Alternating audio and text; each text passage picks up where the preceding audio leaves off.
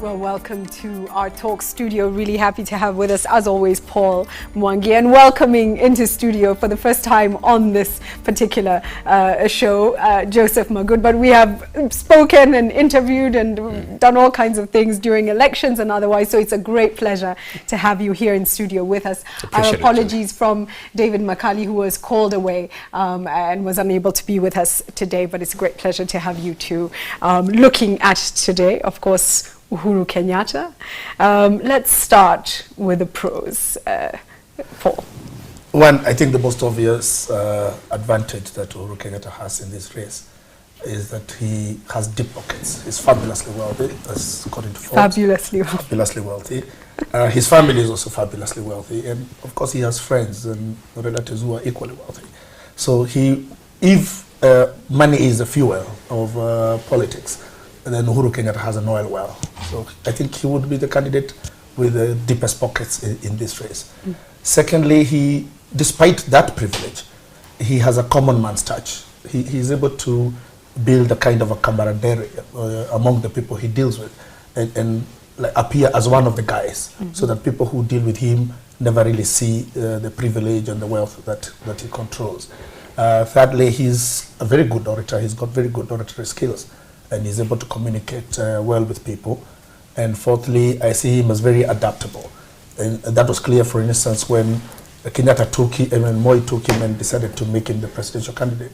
And he had to adjust within the very few months from somebody who had nothing to do with politics and to being a presidential candidate. And he adapted to it rather well. And I think he would be capable of adapting to very many challenges that would come to him in a campaign.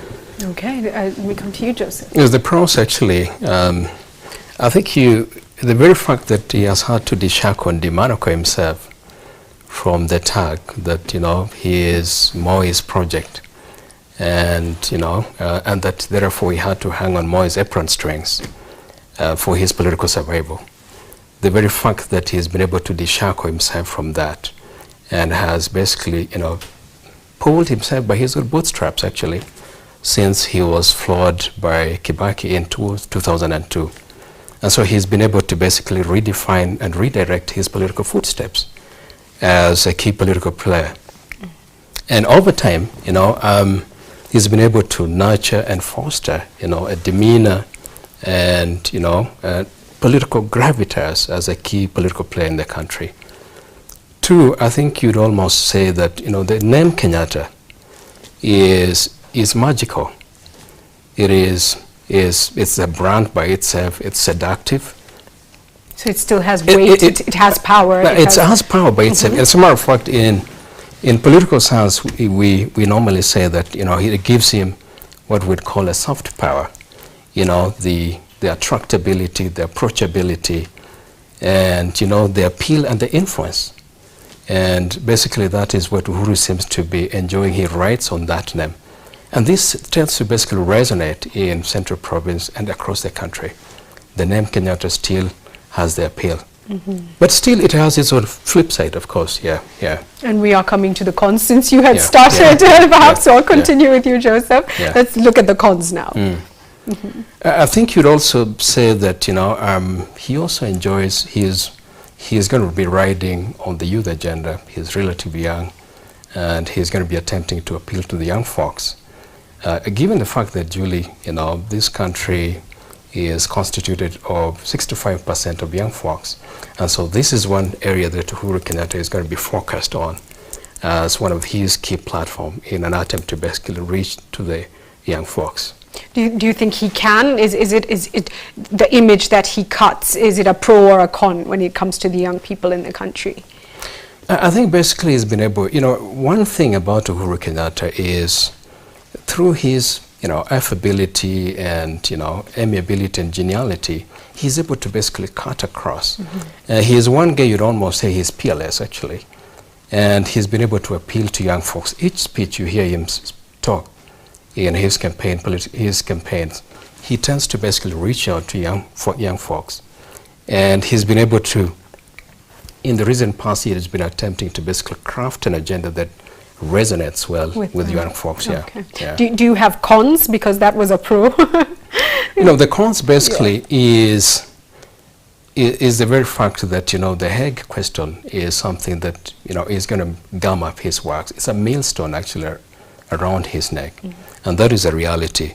In as much as we know that, you know, the ICC mandarins have pointed out that even if the case is going to go to the next level, you know, it's not going to affect their, you know, their candidature.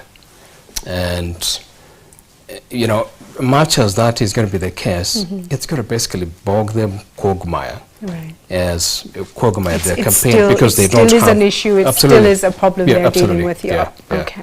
Let's come to the cons, Paul. I would add three things to the destruction of ICC and the fact that, well, all the other candidates will just be concentrating on being president.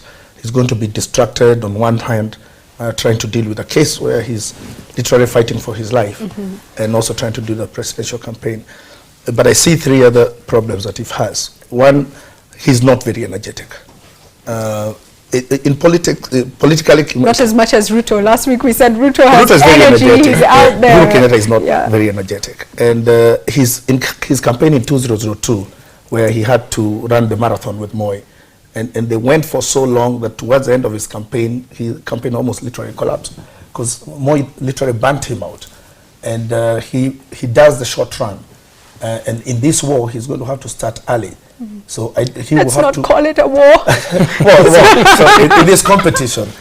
Yes. So I don't know whether he'll be able to come up with the energy to do that long stretch. Okay. Secondly, he doesn't have a well-defined political ideology.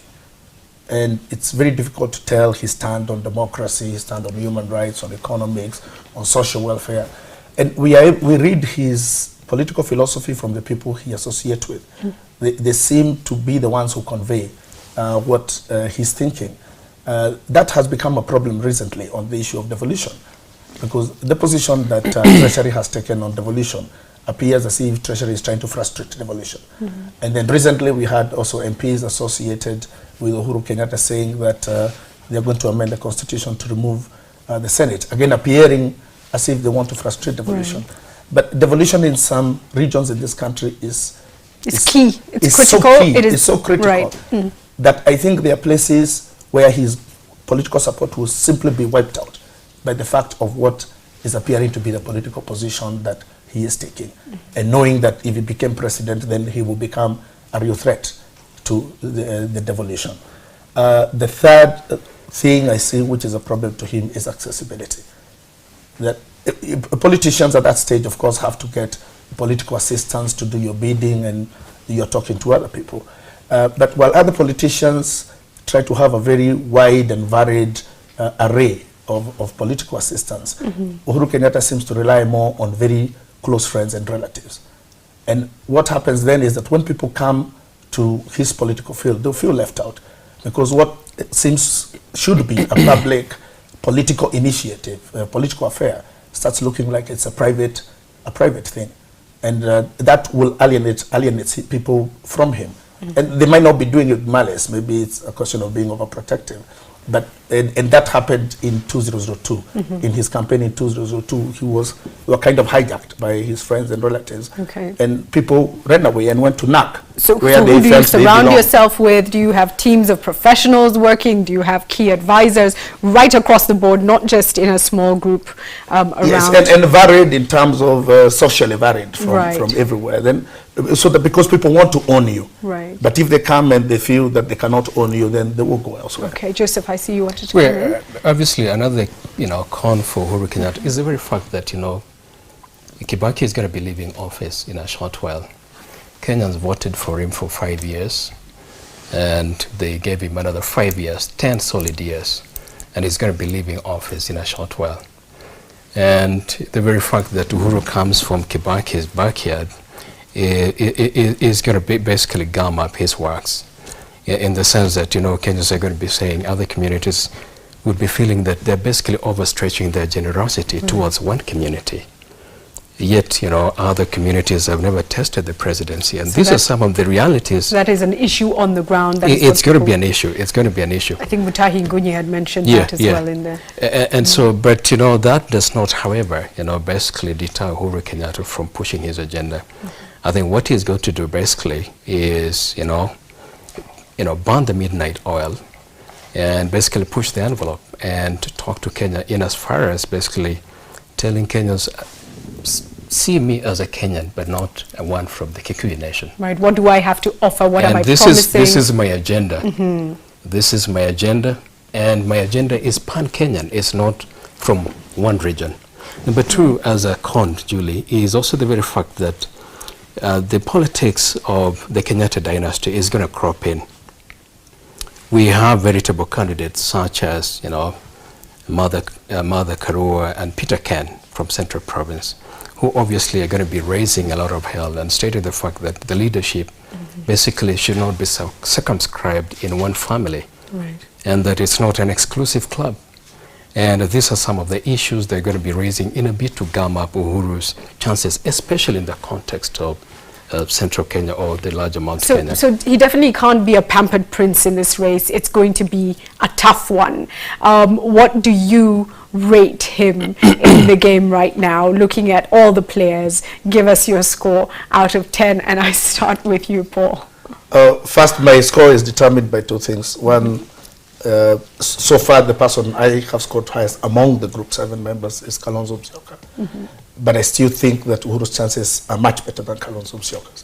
And I think that within the group of G7, even if they went for a joint nomination, he's the one who is most likely going to take that ticket.